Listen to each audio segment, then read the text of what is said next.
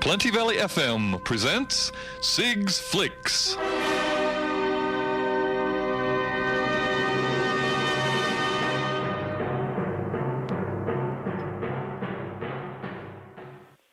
And it's the big man from the silver screen, Sig Anderson, bringing you the Scandinavian Film Festival. I got it right, Sig?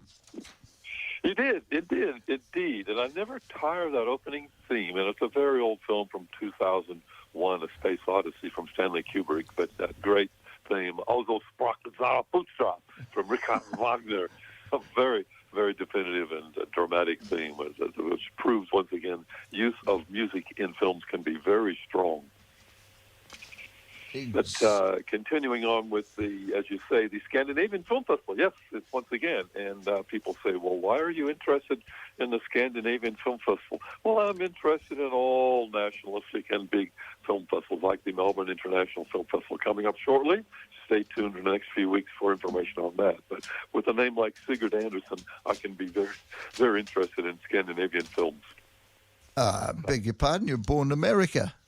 I was indeed, but it was a very strong Scandinavian heritage, basically Swedish with a little bit of Irish. I mean, we've all got a bit of Irish in it. And a bit of Scotch like you.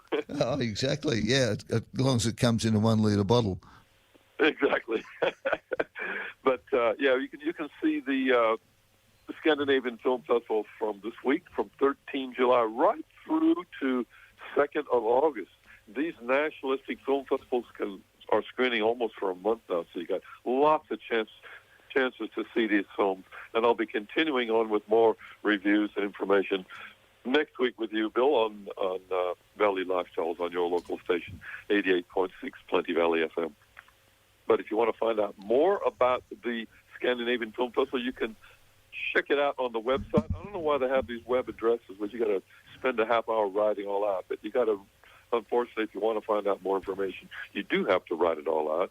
And the website is ScandinavianFilmFestival.com. You know the routine, all one word, and then you can check it out there. But we've got opening night and closing night. I'll tell you a little bit more about opening night in a minute. We've also got films from the Scandinavian countries, as you well might imagine, like, for example, several from Denmark. We'll be talking about one shortly. We got a few from Finland. We got one particular one from Iceland. We got a couple from Norway. And as you can imagine, lots from Sweden. And a few retrospective, which I'll be speaking about, Scandinavian Screamers, some horror thriller films, which is a bit of a retrospective section from the previous years. And some of those films I remember well. They'll be going up on the big screen. And you can see some of these, I think, on streaming services on your TV, but it's always better. It's always, actually, I'll edit that. It's always best up on the big, as you say, silver screen. So that's where you want to see them. So opening night, as I alluded to, the film will be the Let the River Flow. And this is an intriguing film, once again focusing on the indigenous Swedish people, which are Sami, they're called, which are a little bit sometimes embarrassed by their heritage, and they like to hide it from people, which I think is a bit interesting. But this one is based on true events from a director who also wrote it, Olli Gelber, and he is talking, he's telling a story about this young woman who's drawn to the protest about a dam up in northern Norway, which is going to possibly flood the indigenous Sami land. And this is back in the summer of 1979, and a 23-year-old Esther, who's just graduated, a school teacher, goes to the northern Norwegian town of Alta, and they are up there, and she meets up with her cousin, who is very proud of his Sami roots and wears native dressing all the time, and he takes her to a riverside camp where they're going to protest against government's plan to build a hydroelectric plant. Sounds familiar. In the 70s in Australia, doesn't it, Bill? Does so, yeah. But it's a very similar situation. and it stirs her environmental concerns and also gets her identity going from her Sami roots. Maybe she's not so embarrassed after all, and sort of wakes her up a bit at things. And it's beautifully photographed, this film. Everything is snow in Norway and Sweden, of course, but it looks bright and wonderful, and we get into a little bit more information about the Sami culture in Norway. And there's a lot of films coming out on that, and they're quite interesting. So once again, if you miss it, people complain, I don't give the title of the film. Well, you're not listening. But I will repeat it again. That's, once again, it's called Let the River Flow, and it's from Norway and also with a bit of Finnish. All these films are with subtitles in the native language, and this time it's a Norwegian and Sami with a little bit of English, with, of course, English subtitles. Do we have any messages, or will I go on? No, go on, Sig. I just want to know the one about the grump. Have you seen that one? The which one? The grump. Looks quite good on the screen. The Grump. What was the title of the film? The Grump? Yeah, The Grump Seeking an Escort. Oh, okay. I'm not really familiar. Is that a Scandinavian Film Festival? Yeah, I thought that was you. Oh. Okay. Well, I was looking for that film. I don't know. Yeah, The Grump, In Search of an Escort. Yeah. That would be me. Sorry, Bill. I'm a bit slow this morning. It's a good one. But and that was directed by? By Bill McGilvray. Yeah. It's a Finnish one. Oh, okay. That'll be the one. Another one we have is, this is a retrospective one, and I was really intrigued by this one. Let the Right One In, from way back in 2008. Coming in at 114 minutes, almost 2 hours, from Sweden. No grump involved in this one. But it's an intriguing coming-of-age sort of romance, romantic horror, if you can imagine. It's a vampire film, but a total difference. The V word is never mentioned in this film, the 15th anniversary screening of this film. Again, you can probably see this around the streamers, but it's really good up on the big screen. And we have the story of a young boy in 1980s, and he's bullied at school and a bit alone. And one night outside, he meets this mysterious young girl, a bit peculiar. He only sees her in the evening. Oh, that gives a bit of a clue about her roots and her situation. And they become friends, and haltingly, and she turns out to be a vampire, and she's serviced by her father, who goes out and gets blood for her, and he looks after her in that way. But this has a few very, as you can imagine, quick, violent bits where she gets a bit of blood herself. But basically, it's a quiet, slow-building film about the relationship between these two kids, and it's quite intriguing. And like he says, how old are you? I'm 12. She says, but I've been 12 for a long time. So, it's a bit like you. You've been 45 for 45 years. Yeah, for decades. But yeah, it's once again, I'll give you the title. That's called Let the Right One In, a very good retrospective film. Films coming up there. But another one you might want to check out is called Darkland: The Return.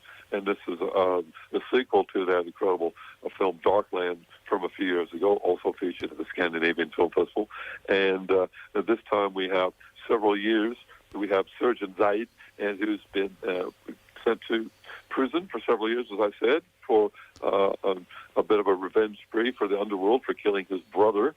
And he's out of prison now, and he seeks to find to spend a little time with his son Noah, who barely knows him. Just a young 8-year-old boy, and he gets a bit of help from Hede, who is a police agent who offers him a deal to get out of jail if he infiltrates an underworld gang, and he's a bit hesitant, but he wants to see his son and reunite with his family. And this police detective is played very well by Birgit Hort Sorensen, a wonderful, gorgeous Swedish actress. You may remember her from Borgen. Yep. Very good. So, yeah, she was the main prime minister in that one, I think. So, yeah, it's quite good. So he reluctantly agrees to go undercover and to try and see his 7-year-old son. Yeah, And he goes, but when he tries to keep his family life separate from the underworld, that, of course, doesn't work, and things get a bit crazy from there. We'll repeat again. You want to see this film? It's called Darkland, The Return. And another recommended film at the Scandinavian Film Festival. Coming up. Now, you mentioned before that there was some great scenes in some of the different ones. But in this Darkland The Return, what are the scenes like in the area that they're filming? Oh, they're very good. You know, it's quite intense. It's a real thriller with a lot of suspense, and it's sort of dark and foreboding. A lot of it is at night, and where you have a film like the original one I mentioned, Let the River Flow, and the Samuel, you got a lot of outdoor snow and beautiful photography, but every film was different. This one's a bit dark and foreboding, much like the film. So the cinematography is pretty intense and enclosed and almost claustrophobic and pretty dark, as I say. So right. There's a difference there. Great. And we've got about 3 minutes to go with another one. Yeah, well, I got several of them. Again, some of these retrospectives are quite good. They call them scanty screens. A lot of films from mysterious folklore and mythology. And one really, really weird film from 2018, only recently, coming in almost 2 hours from Sweden, Border. And this is really strange film with really crazy people, different outcasts, like this a loner, a strange woman who's looking after the airline security, and she checks people out. She got a very heightened sense of smell, so is able to scan people in. And she is mystified by a pastor coming through who's much like her, is a bit of an outcaster, and they get together a bit, and they're a bit weird, and they find that they are alike and similar in many ways. They're a bit different, a bit strange people. And they're attracted to each other. I can't say more about how they're strange, but it is really weird and different. And by the time they get together, it becomes really, really strange. I keep repeating myself, but I can't give too much away on this one without giving it away. But it's quite sensational the way that develops, and the surprises are in store for you if you want to see that film once again. It's called Border. And I got time for one more, Bill. Sure. This is an interesting one. Midsummer, the director's cut. It's a long one, nearly 3 hours, from director Ari Aster. You may remember he directed the currently running Beau is Afraid with Joaquin Phoenix. He also directed a strange, really good horror film, Heredity, with our own Toni Collette. In Midsummer, this couple goes to a Swedish retreat, and things become a little bit weird and wonderful as we have a bit of a charismatic cult leader looking after things. And once again, that one is called Midsummer. And you may have seen that earlier, but this, again, is the director's cut, much longer with deleted scenes and added edits. So that was bright and beautiful, as you're asking about cinematography before. That one, a Midsummer, mostly outdoors. And that's about it. But once again, I'll be going on with more from the Scandinavian Film Festival with you next week, Bill. Beautiful. And where's it playing? And time and dates? Palace Cinema was right around inner city and suburban Melbourne. And dates?